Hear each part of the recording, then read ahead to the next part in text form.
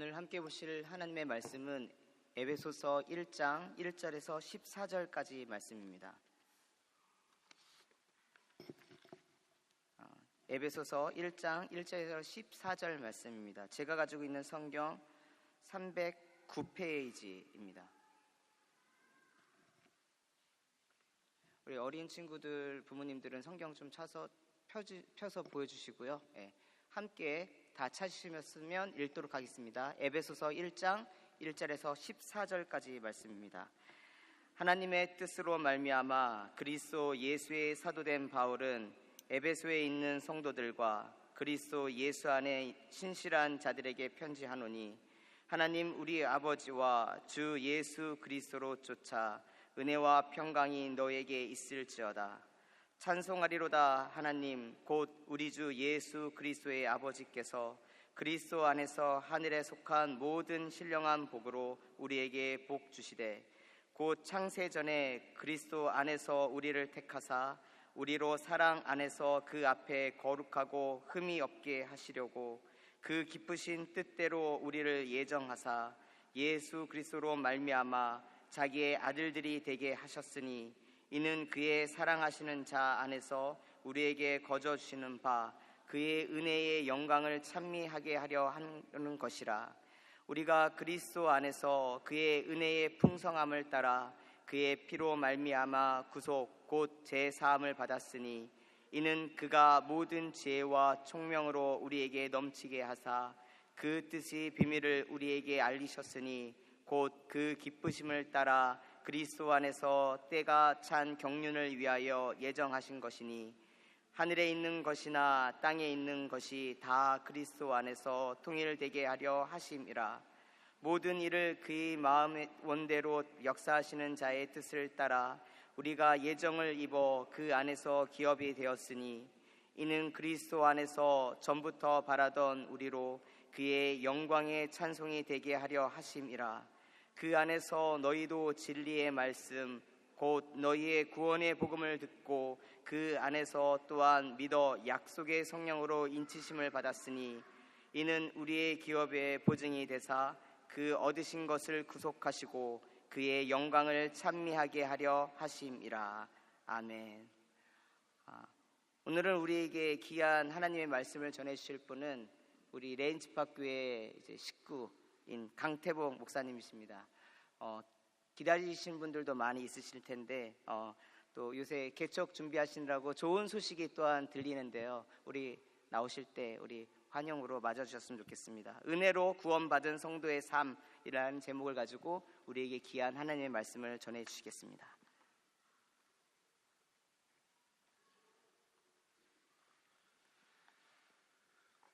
할렐루야. 가족으로 인정해 주셔서 감사합니다.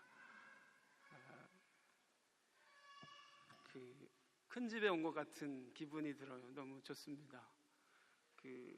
거의 7개월 동안 영국 교회만 다니다가 이렇게 한국말로 예배할 수 있다는 게 얼마나 큰 은혜인지 오늘 깨닫습니다. 그리고 내가 갈 수 있는 우리 교회가 있다는 거, 이것처럼 축복받은 사람은 없는 것 같아요. 저희 한 7개월 동안 떠돌이로 살다 보니까 주일마다 새롭게 경험하는 건 많아서 좋지만은, 그래도 내가 섬길 수 있는 내 교회가 있다는 게 얼마나 큰 은혜이고 감사인지를 깨닫게 됩니다. 여러분이 속해 있는 이 교회 공동체가 있다는 것으로 감사할 수 있는 여러분이 되시기를 바랍니다. 아멘. 사임 후 약 7개월 만에 이렇게 레인지파교회를 찾게 되었고요. 또 특별한 은혜로 귀한 자리를 마련해 주신 목사님, 장로님, 모든 성도님들께 감사드립니다. 저는 지난 6개월 동안 안식년이라는 명목 아래서 나름대로 쉼을 누리는 그런 시간을 갖게 되었습니다. 한 달 반 정도 한국에 방문해서 부모님과 가족들을 만났고, 또 스승님들, 동료들, 선후배들을 오랜만에 만나면서 밀린 이야기를 부담 없이 나눌 수 있었습니다. 생각지도 못하게 많은 교회들을 방문하게 되어서 그러면서 한국 교회들의 실상들을 보고 듣기도 하였습니다. 또한 한국에 돌아온 이후에는 뉴몰든 반경에 위치한 영국 교회들을 찾아가면서 주일마다 새로운 예배를 드리면서 많은 것을 보고 배울 수 있는 기회가 있었습니다. 앵글리칸 처치, 바프티스트, 메소디스트, URC 이런 많은 교회들을 방문하면서 영국 교회는 어떻게 예배를 드리고 또 그들의 멤버는 어떠한가를 볼 수 있는 기회가 있었습니다. 놀란 것은 부흥하는 교회는 여전히 부흥하고 있다는 것이에요.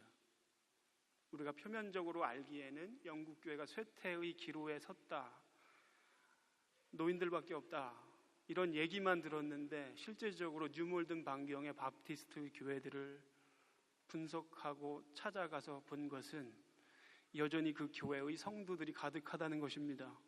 그리고 다음 세대들이 있다는 거예요. 유나이티드 리폼드 처치, URC 이 교회를 찾아갔는데 여기엔 노인들밖에 없습니다. URC는 컨그리게이션 처치와 그 다음에 유니테리안 처치 그리고 리폼드 처치가 연합해서 한 교단을 이루었어요. 그 이유는 교세가 점점 약화되기 때문에 목사님에게 사례비를 줄 수 없어서 연합해서 교단을 만든 것입니다. 실제적으로 가서 보니까 한 목사님이 여러 교회를 돌아다니면서 담임하고 있었습니다. 목사님 사례비 줄 돈이 없어요. 어떤 교회들은 여전히 성장하고 어떤 교회들은 쇠퇴의 길로 접어드는 그 교회에 갔을 때는 노인들밖에 없습니다. 한 20명 모이는 교회인데 다 60대 넘은 노인들만 있었어요. 깨달은 것은 그래도 여전히 부흥하는 교회는 부흥하고 있다는 것입니다. 제가 최근에 사역을 준비하면서 생각하고 또 생각하는 것은 교회입니다. 그렇게 부흥하고 성장하는 교회들이 왜 이렇게 처참하게 무너지고 쇠퇴하고 있는가? 성도와 교회의 본질은 무엇인가? 이것이 사역을 준비하면서 계속 저에게 주어지는 질문입니다. 목회의 의미는 무엇이며 만일 교회가 성장한다면 무엇을 향하여 가야 하는가? 남는 것은 무엇인가? 무엇을 위한 성장이어야 하는가? 이 고민은 저뿐만 아니라 성도로 부름받은 성도로서 교회의 공동체에 속해 있는 성도라고 한다면 마땅히 던져야 할 질문이라고 생각합니다. 그래서 저는 요즘에 교회의 본질, 성경의 본질에 대해서 기록한 에베소서를 연구하고 있습니다. 이 에베소서는 성도의 본질에 대해서, 교회의 본질에 대해서 기록하고 있는 책입니다. 어떤 사람이 너는 누구냐? 너의 정체가 무엇이냐? 물을 때 대답할 수 있는 말, 그것이 나의 정체성, 아이덴티티입니다. 정체성은 비즈니스 카드에 써 있는 명함과 같아서 자신이 누구인지를 증명하는 아이디와 같은 것입니다. 이 정체성은 집을 지탱하는 기둥과 같이 우리의 삶을 가능하게 하는 조건이 되고, 정체성이 똑바른 사람은 목표가 분명하며 정체성이 뚜렷한 사람은 자신이 있고 당당합니다. 정체성이 확실한 사람은 죽음 앞에서도 당당하게 죽어갈 수 있는 것입니다. 왜? 나의 정체성이 확실하기 때문에 그렇습니다. 정체성이 뚜렷하면 소속감과 안정감을 갖습니다. 그래서 회사에 들어가면 유니폼을 입는 거예요. 서로가 입은 옷을 보면서 자신들의 정체성에 대해서 확인을 받게 되는 것입니다. 내가 삼성맨이구나, 내가 LG인이구나, 그러면서 자기의 정체성을 확인받게 되는 것입니다. 그렇다면 그리스도인의 정체성은 무엇인가? 교회의 정체성은 무엇인가? 과연 우리는 어떤 존재이고 모인 성도가 이루고 있는 교회는 어떤 존재인가? 오늘 우리에게 비밀 하나가 있다면 왜 하필 나 같은 사람을 하나님이 사랑하셔서 예수님을 믿게 하시고 더하여 영국 땅까지 보내시고 영국에 있는 이 교회의 공동체의 일원으로 부르셨는가? 이게 비밀이에요. 우리의 모든 삶을 되돌아볼 때 다 알 수 없음입니다. 우리의 작은 머리로서는 하나님의 그 큰 뜻을 알 수 없기 때문에 우리의 삶을 되돌아볼 때 모든 것이 다 알 수 없음입니다. 그러나 그 알 수 없음을 넘어, 알 수 없음의 의미를 넘어서 하나님의 뜻을 인정하는 그 믿음, 이 믿음이 구원받은 성도, 이 비밀을 깨닫는 출발 지점이 된다는 사실입니다. 우리의 삶이 우연히 내던져진 존재가 아니라 하나님은 세밀하게 우리의 삶을 오늘도 인도해 가고 계시다는 거예요. 나를 부르신 그 하나님께서 영국 땅까지 인도하시고 이렇게 아름답고 존귀한 성도로서 한 교회의 공동체의 일원으로 삼아주신 것은 하나님의 깊으신 뜻이 그 안에 담겨 있는 것입니다. 바울은 그래서 그것을 비밀이다 이렇게 말하고 있어요. 사도 바울은 자신의 정체성에 대해서 확실하고 분명하게 오늘 서신서를 통해서 쓰고 있는 것을 보게 됩니다. 우리는 사도 바울의 삶에 대해서 너무나 잘 알고 있습니다. 다메섹에서 예수님을 만난 후에 얼마나 많은 시행착오를 겪었습니까? 예수님을 믿자마자 그 안에 열정이 가득 차서 사역을 하고 뛰었지만은 늘 부딪힘이었어요. 사도들과의 갈등이었습니다. 복음 전하다가 쫓겨날 수밖에 없는 상황을 만나는 일이었습니다. 그리고 회심한 후에 20년이 지났어요. 그러면서 이 에베소서를 쓰고 있는 것입니다.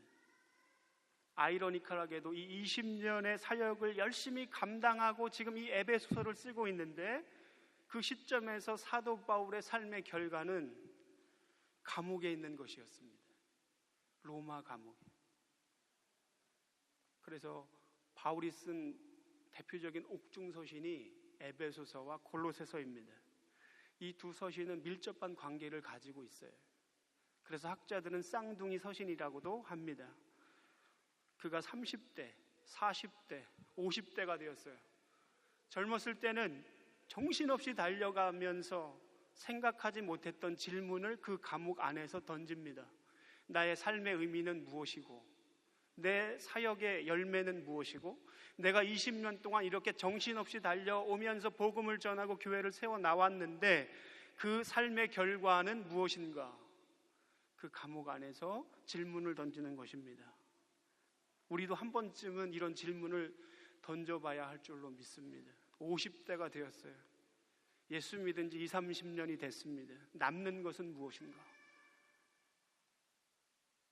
내가 열심히 신앙생활하고 주님을 위해서 열심히 섬기고 봉사하고 오늘 이 자리에 섰는데 과연 나에게 남는 것은 무엇인가? 그가 오늘 서신을 통해서 분명하게 밝히고 있는 것은 그 질문의 대답이 교회였다는 것입니다. 교회.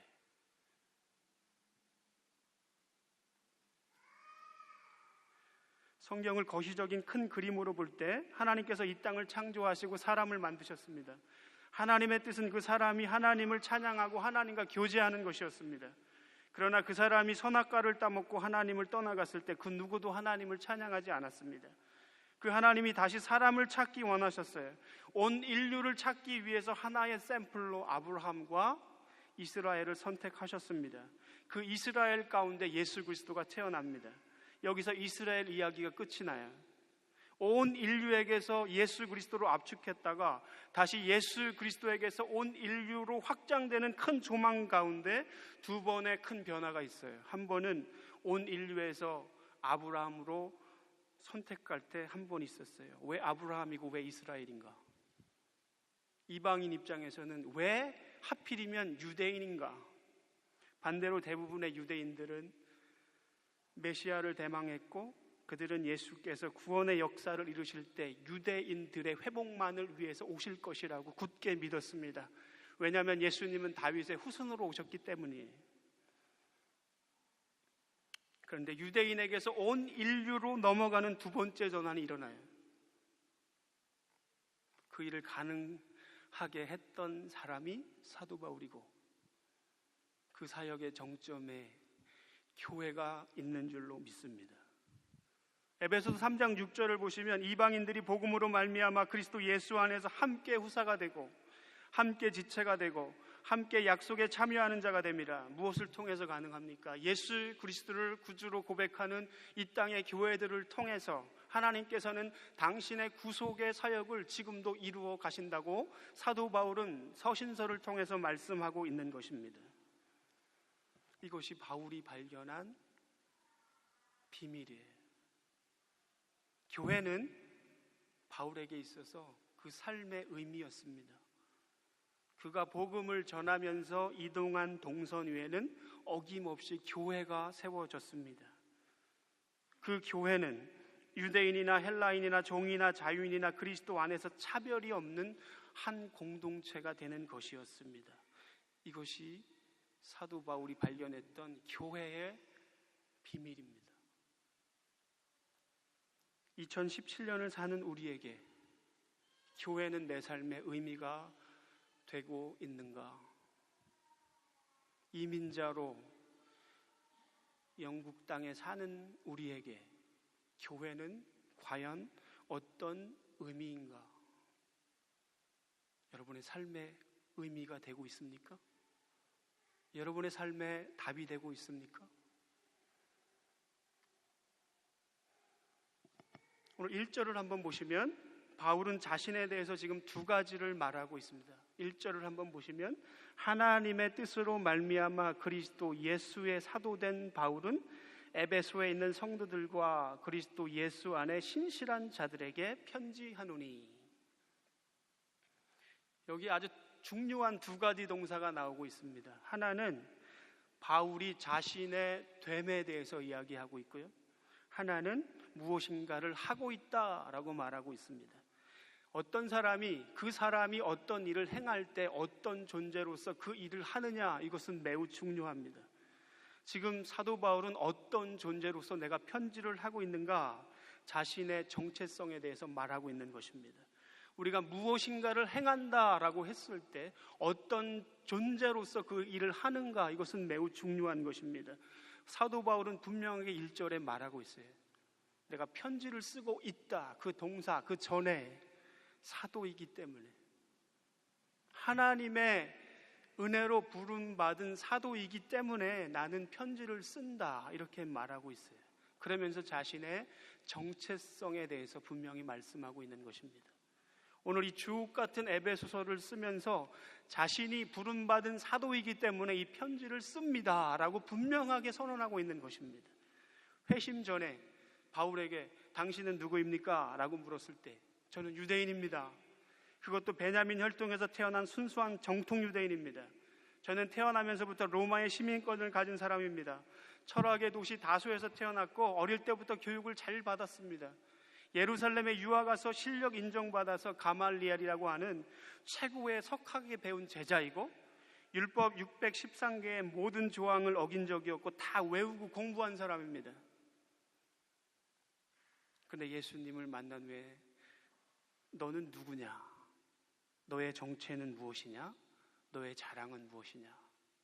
물었을 때 갈라디아서 6장 4절에 내게는 예수 그리스도의 십자가 외에 결코 자랑할 것이 없습니다. 내가 자랑할 수 있는 것이 있다면 부득불 나의 약함을 자랑할 수 있을 뿐입니다. 내가 가장 약한 그때에 주 안에서 내가 가장 강할 수 있기 때문입니다. 사도 바울은 자신의 정체성에 대해서 분명히 말하고 있습니다. 하나님의 은혜로 부름받은 사도다. 여기서 사도라고 말할 때 그가 어떤 시험을 통과해서 사도의 자격을 얻었습니까? 그가 어떤 중요한 아카데미 코스를 통과해서 사도로 부름받았습니까? 그렇지 않다고 성경은 분명히 우리에게 말하고 있습니다. 1절에 보시면 하나님의 뜻으로 되었습니다 라고 분명하게 쓰고 있는 것을 보게 돼요. 바울 자신에 대해서 나는 누구인가, 그리고 성도라고 말하는 우리는 누구인가, 하나님의 그 크신 은혜가 나를 어떻게 빚으셨는가, 이 질문입니다. 우리의 행위가 아니라 하나님의 전적인 은혜로 말미암아 부름받은 자인 것에 대해서 분명하게 사도 바울이 쓰고 있다는 것입니다. 그 이후에 사도 바울은 마땅히 부름받은 성도로서 부르심에 합당한 성도의 삶에 대해서 기록하고 있는 것을 보게 돼요. 이것은 아주 중요한 순서예요. 모든 서신서를 연구하면 드러나는 구조가 바로 이것입니다. 너희 존재가 어떤 존재이고 교회는 어떤 공동체인 것에 대한 분명한 선언 이후에 그 뒤에 반드시 따라오는 것이 있다면 그것은 부르심을 받은 성도로서 마땅한 삶의 열매에 대해서 쓰고 있다는 것입니다. 이것은 바울이 쓴 모든 서신서를 연구하면 그대로 드러나는 구조입니다. 중요한 것은 순서가 바뀌면 안 된다는 것이에요. 우리가 누구예요? 하나님에 의해서 부름받은 성도라는 것입니다. 그 성도는 마땅한 삶의 열매를 맺어가는 자들이라는 것입니다. 그러므로 being에서 doing으로 가는 것입니다. 이게 오늘 후렴구예요. being에서 doing으로 가는 것입니다.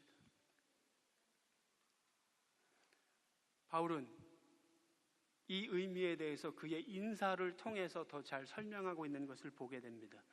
2절에 보시면 하나님 우리 아버지와 주 예수 그리스도를 쫓아 은혜와 평강이 너희에게 있을지어다.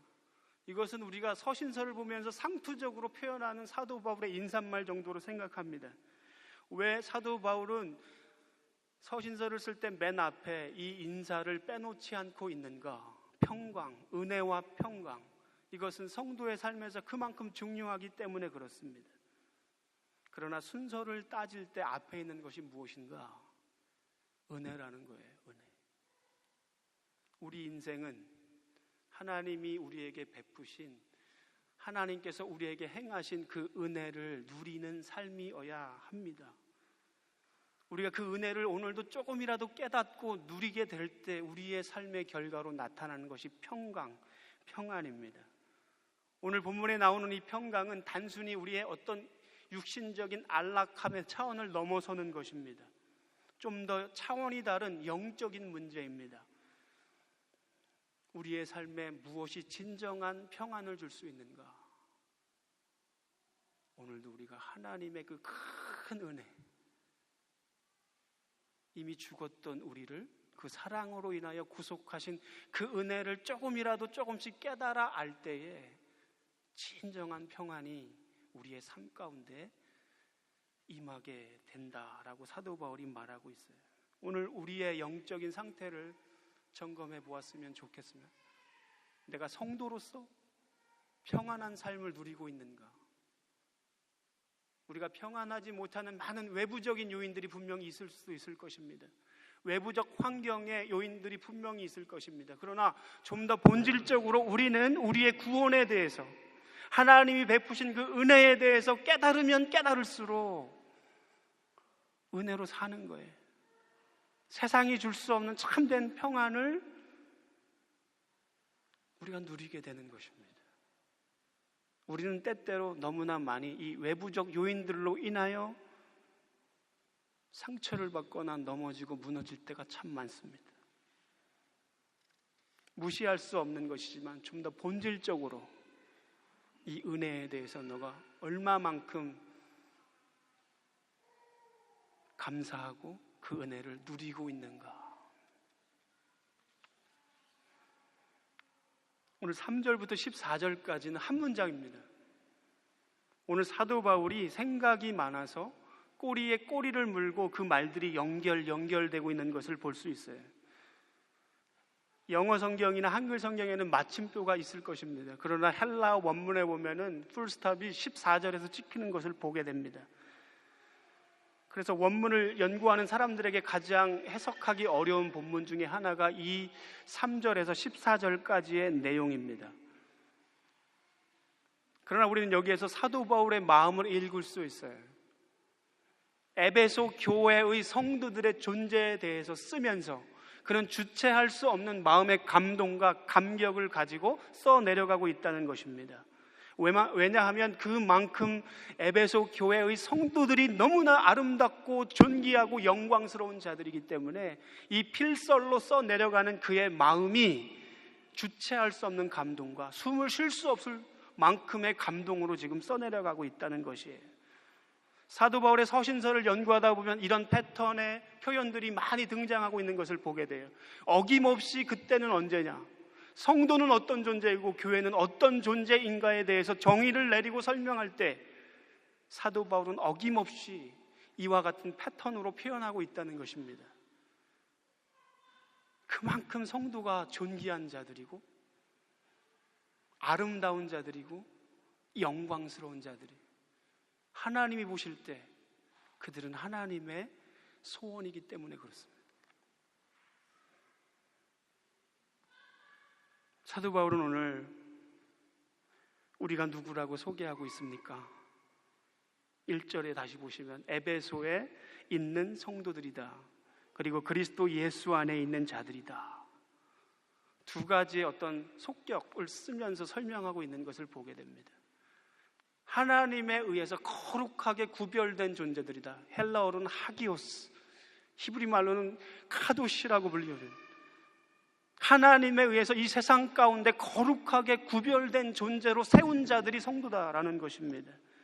너희는 지금 에베소에 있을 뿐만 아니라 in Christ, 예수 그리스도 안에 있다라고 사도 바울이 우리의 정체에 대해서 말씀하고 있어요. 우린 런던 땅에 살지만 in Christ, 예수 안에 있는 자들이다.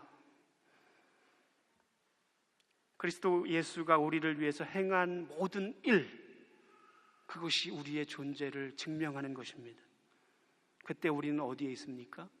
예수 그리스도 안에 있는 것입니다. 예수 그리스도가 우리를 행하여 베푸신 그 모든 구속의 행위가 우리의 존재를 감싸 안을 때 우리는 예수 안에 있는 것입니다.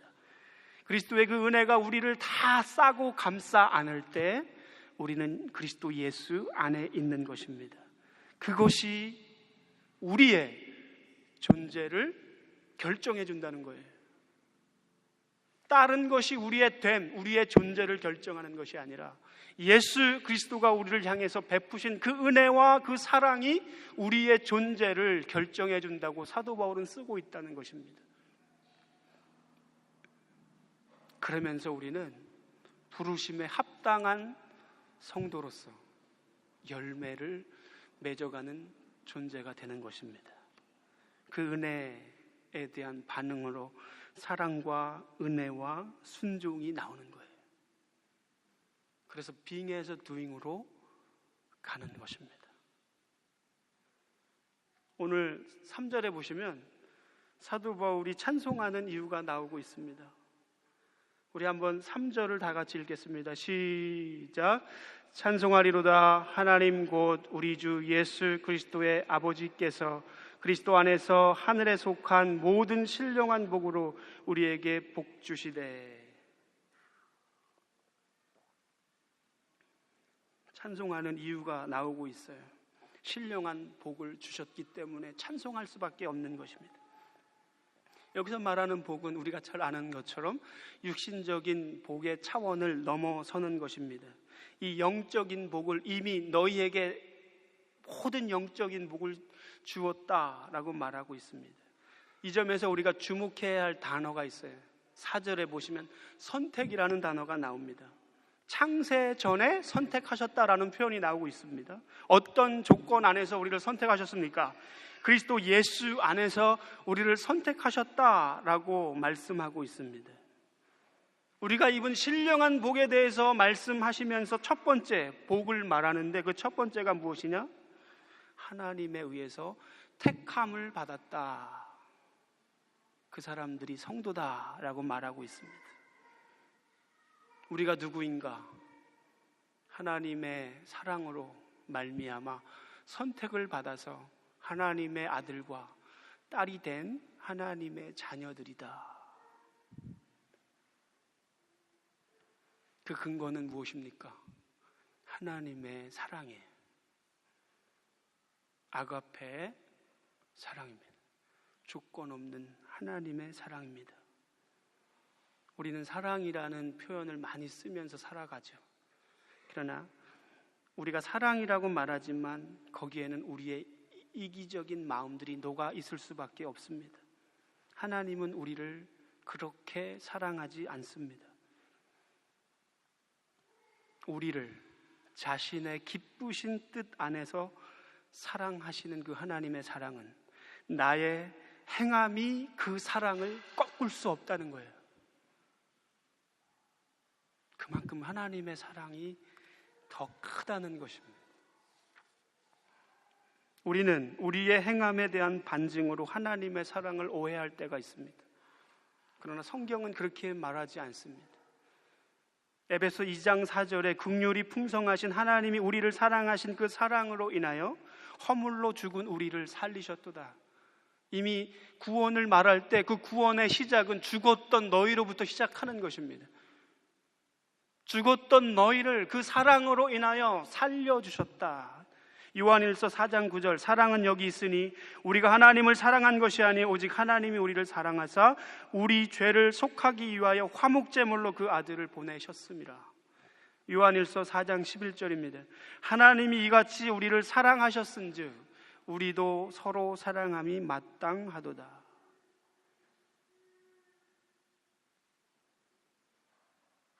여러분, 한국 대사관에서 안쪽으로 좀 들어가면 웨스트민스터 채플이 있습니다. 그 교회가 유명한 이유는 1960년, 70년, 80년대까지 마틴 로이드 존스 목사님께서 목회하신 교회이기 때문에 그렇습니다. 그는 1981년 일링에서 마지막 생을 마감하십니다. 그러나 그 전에 켈벤 몰간이라고 하는 목사님이 계세요. 그분도 세기의 설교자이지만 마틴 로이드 목사님한테 이렇게 가려진 인물입니다. 그는 하나님의 사랑을 이야기할 때 사람의 언어나 글로는 다 담을 수 없고 지상에 존재하는 그 어떤 아름다운 표현을 다 동원한다 하여도 표현할 수 없는 것이 하나님의 사랑입니다. 유명한 주석을 남겼어요. 우리가 하나님의 사랑 말로 쉽게 하지만 그 하나님의 크고 넓고 그 깊은 사랑은 우리의 제한된 언어로는 참 표현할 수 없는 너무나 큰 사랑이라는 것을 말해주고 있습니다. 오늘 우리는 그 하나님의 사랑에 대해서 얼만큼 깨닫고 있는가? 그 은혜가 오늘 나에게 얼만큼 미치고 있는가? 한번 깊이 생각할 수 있는 시간이 되었으면 좋겠습니다. 세상은 우리의 삶의 불만족에 대해서 늘 어떤 대답을 찾아야 한다는 강박을 계속 가르칩니다. 내 행함이 문제가 있기 때문에 내가 무엇인가를 더 해야 하는데 하지 않기 때문에 행복하지 않습니다 라고 주장합니다. 세상에서 우리는 끊임없이 무엇인가를 행해야 우리의 존재를 확인받습니다. 그리고 끊임없이 무엇인가를 행해야 내가 드러난다고 생각합니다. 반대로 무엇인가를 행하지 않으면 자기 존재에 대한 무가치함을 느끼게 됩니다. 왜냐하면 세상의 기준과 가치는 당신이 끊임없이 무엇인가를 행하는 그 행함으로 당신의 됨, 당신의 존재의 가치를 평가하기 때문에 당연한 이야기입니다. 그러나 우리가 하나님께서 우리를 향하여 베푸신 은혜, 하나님께서 우리에게 행하신 그 은혜를 이 도식을 사용해서 종교적으로 적용할 때 그것은 율법주의자가 되는 것입니다. 생각해 보세요. 우리의 시험의 많은 원인이 우리의 행함에 대한 공로의식으로 올 때가 너무 많다는 것을 인정하지 않을 수 없습니다. 내가 오늘 하나님 앞에 의로운 자로 설 수 있고 내가 구원받고 하나님의 은혜를 누리는 자격과 공로도 나의 행함이 결정한다. 율법주의예요. 이거야말로 심각한 영적인 질병이 되는 것입니다. 물론 로마서에 보시면 이 율법주의의 반작용으로 또 다른 극단을 취하는 도덕률 폐결론자들이 있습니다. 한 번 구원받았기 때문에 회개할 필요가 없고 윤리적인 삶을 살지 않아도 괜찮습니다 라고 말하는 또 다른 극단이 있어요. 그건 더 치명적인 이단일 수밖에 없는 것입니다. 우리의 성도됨은 반드시 우리의 삶의 열매로 드러나고 나타나야 할 줄로 믿습니다. 문제는 이 순서가 바뀌면 안 된다는 것입니다. doing에서 행함으로, being에서 doing으로 가야 한다는 것입니다. 결론입니다. 마태복음 7장 21절 우리 있습니까? 나더러 주여 주여 하는 자마다 천국에 들어갈 것이 아니요 다만 하늘에 계신 내 아버지의 뜻대로 행하는 자라야 들어가리라. 그날에 많은 사람이 나더러 이르되 주여 우리가 주의 이름으로 선지자 노릇하며 주의 이름으로 귀신을 쫓아내며 주의 이름으로 많은 권능을 행치 아니하였나이까 하리니 그때 내가 저에게 밝히 말하되 내가 너희를 도무지 알지 못하니 불법을 행하는 자들아 내게서 떠나가라 하리라. 이게 되게 무서운 말씀입니다. 여기에 보면 신앙의 본질에 대해서 이야기해 주고 있습니다. 선지자 노릇한 것, 귀신을 쫓아낸 것, 권능을 행한 것 다 주의 이름으로 했다라고 말하고 있어요. 본질적으로 이것은 신앙의 본질은 아니다라는 거예요. 무시할 수는 없지만 본질은 아니다. 이것도 우리의 존재와 행함에 관한 문제예요. 예수님께서는 이어서 7장 24절에 반석 위에 지은 집과 모래 위에 지은 집을 예로 들어서 설명하고 있는 것을 봅니다. 여기에 두 가지 집이 있어요. 한 사람은 모래 위에 집을 짓습니다. 또 다른 사람은 반석 위에 짓습니다. 이것은 그들의 행함, doing에 대해서 지적하고 있습니다. 본문은 이것이 단순한 행함에 관한 문제가 아니라 그 행함이 무엇을 근거로 하고 있는가를 강조하고 있습니다. 반석 위에 지은 집과 모래 위에 지은 집, 그 집의 근거, 기초가 무엇인가? 홍수가 났을 때 무너지는 이유는 기초 때문이에요. 모래 위에 지은 집은 무너집니다. 반석 위에 집은 든든히 서 있다는 것입니다. 이 비유는 그의 doing, 그의 행함이 하나님의 뜻인 자와 하나님의 뜻이 아닌 자의 비교입니다.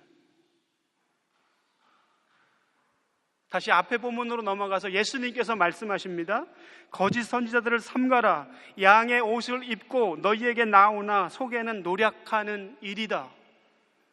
그의 열매를 보고 그들을 알지라. 이렇게 예수님께서 말씀하고 있습니다. 가시나무에서 포도를, 엉겅퀴에서 무화과를 얻을 수 있겠는가? 이와 같이 좋은 나무마다 아름다운 열매를 맺고 못된 나무마다 나쁜 열매를 맺나니 좋은 나무가 나쁜 열매를 맺을 수 없고 못된 나무가 아름다운 열매를 맺을 수 없느니라. 오늘 예수님께서 말씀하시는 신앙의 본질은 하나님의 뜻입니다. 하나님의 구원이 우리에게 시작되었습니다. 오늘도 하나님 아버지의 소원은 우리가 거룩하고 흠없는 성도로서 서기를 원하시는, 순결한 교회로서 점도 없고 흠도 없는 거룩한 신부로 성화되고 완성되어가는 그 모습을 하나님이 우리에게 기대하고 있습니다. 그럴 때 그 삶 자체가 하나님께 영광이 된다라고 말씀하고 있습니다. 이 싸움은 말씀 앞에 자기를 부인하고 자기 십자가를 지는 싸움이에요. 오늘도 우리가 우리 안에 있는 이 죄성을 가지고 끊임없이 하나님의 말씀대로 살기 위해서 몸부림치는 자기 부인과 자기에게 주어진 그 십자가를 지고 가는 싸움이다라는 것입니다.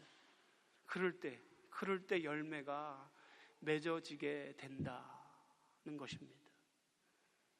마태복음 7장 이 이야기에서 우리는 그들의 열매로 그 나무를 알 수 있는 것이에요. 20년 동안, 10년 동안 열심히 우리가 달려왔습니다. 우리의 섬김과 우리의 행함의 근거가 무엇인가? 하나님의 말씀 위에 세워져 가는 집인가? 아니면 하나님과 관계없고 하나님의 말씀과 관계없이 내 뜻을 이루어가는 doing인가? 오늘 내가 맺어가는 그 열매가 성령의 열매인가? 아니면 육체의 소욕을 쫓는 육적인 열매인가를 생각해 볼 수 있는 우리가 되었으면 좋겠습니다.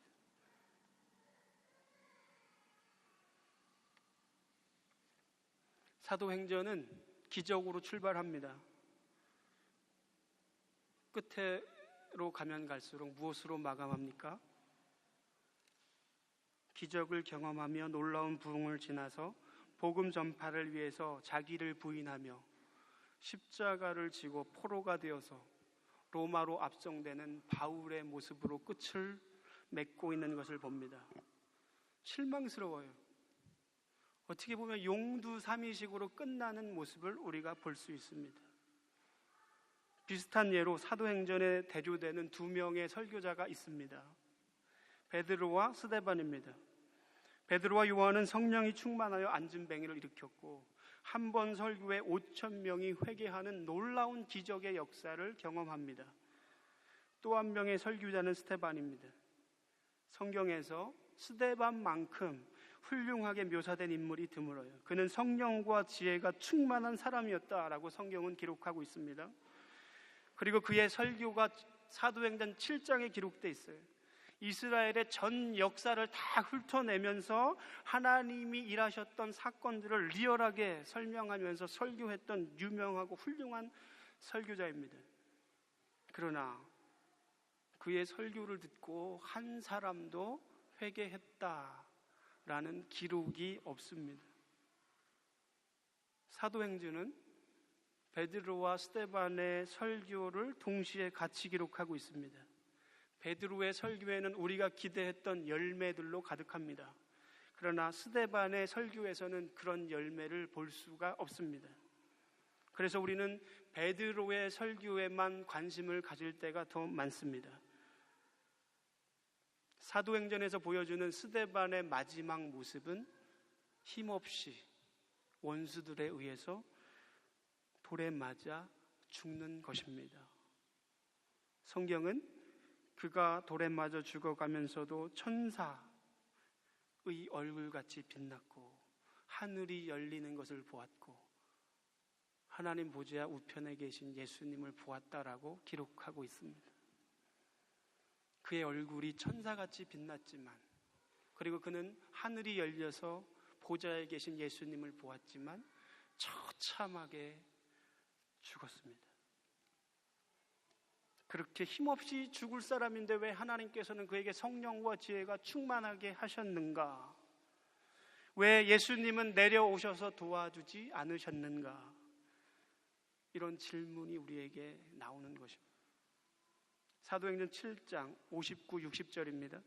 저희가 돌로 스데반을 치니 스데반이 부르짖어 가로되 주 예수여 내 영혼을 받으시옵소서 하고 무릎 꿇고 크게 불러 가로되 주여 이 죄를 저들에게 돌리지 마옵소서. 이 말을 하고 자니라. 저는 이 스데반 사건에서 성경이 말하고 싶어하는 가장 중요한 핵심이 이거라고 생각합니다. 이 죄를 저들에게 돌리지 마옵소서. 지금 스데반은 억울한 죽임을 당하고 있습니다. 하나님께 자신의 억울한 죽음을 갚아달라고 기도할 수 있었습니다. 그러나 그는 그의 죽음을 거부하거나 그를 죽이는 자들에 대해서 어떤 복수를 요구하지 않고 주여 이 죄를 저들에게 돌리지 마옵소서 이렇게 기도하고 죽어갔던 것입니다. 사도행전에서 증거하고 싶은 메시지는 그들이 큰 권능으로 안진뱅이를 일으킨 것도 중요합니다. 한 번 설교에 5,000명이 회개하고 돌아온 사건도 중요합니다. 그러나 더 중요한 것이 있다면 부르심을 받은 사도와 성도가 세상적인 차원의 질서에서 벗어났는가? 이것을 증거하기를 원했던 것입니다. 오른편 뺨을 맞으면 왼편을 들이대라는 것입니다. 돌을 던진 자를 위해서 기도하는 것입니다. 악으로 악을 갚지 않는 것입니다. 왜요? 성령 충만하기 때문에 그래요. 우리가 왜 성령 충만해야 하는가? 내가 죽기 위해서 우리는 성령의 충만함을 유지해야 하는 것입니다.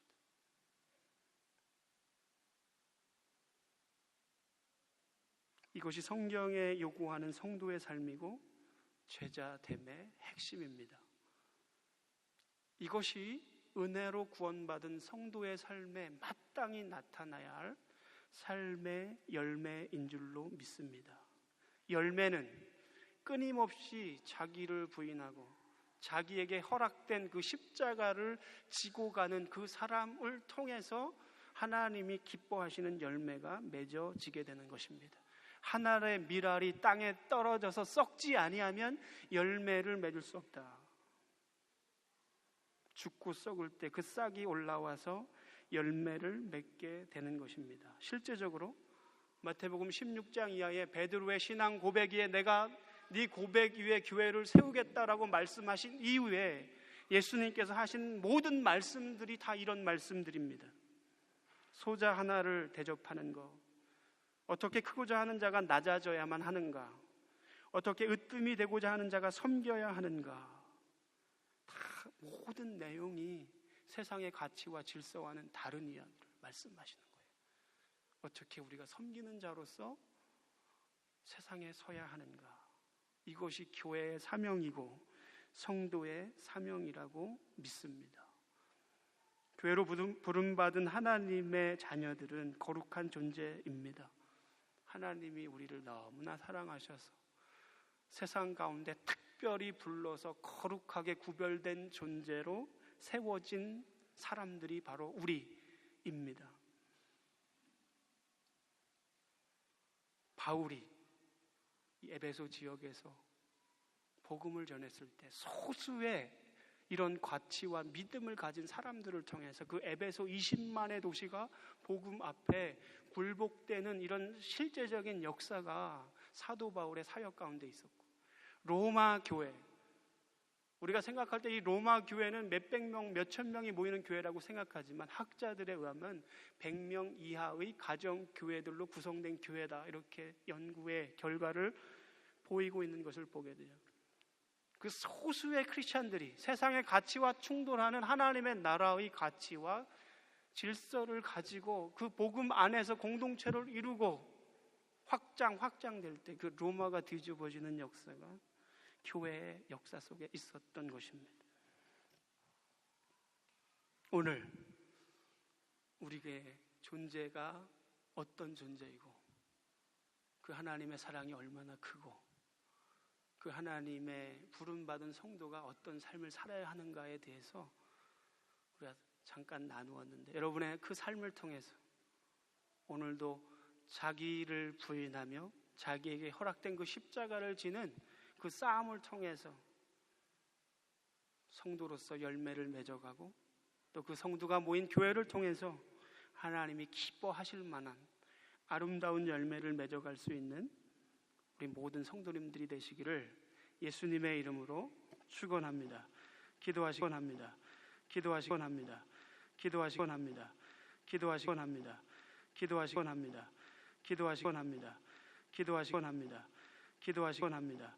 기도하시곤 합니다. 기도하시곤 합니다.